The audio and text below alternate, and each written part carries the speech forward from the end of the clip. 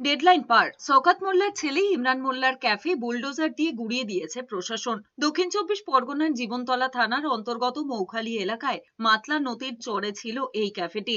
নাম দেওয়া হয়েছিল অরণ্যের কুলে।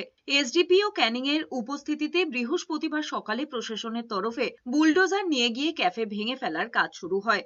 অবৈধভাবে মাতলা নদীর চর দখল করে শওকত মোল্লার ছেলে ক্যাফেটি চালাচ্ছিলেন বলে অভিযোগ। প্রশাসনিক সূত্রে খবর, 29শে জুনই সংশ্লিষ্ট নির্মাণটি ভেঙে ফেলার নির্দেশ দেওয়া হয়েছিল।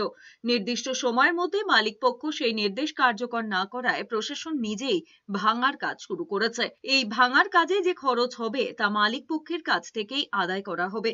মৌখালীতে যখন ক্যাফে ভাঙার কাজ চলছে তখন একটি ধর্ষণ মামলায় অভিযুক্ত হিসেবে জীবনতলা থানায় পুলিশি হেফাজতে রয়েছেন শওকত মোল্লা। প্রশাসনের তৎপরতা না, এটা জনগণের তৎপরতা। জনগণের এটা রোষের শিকার হয়েছে প্রশাসন।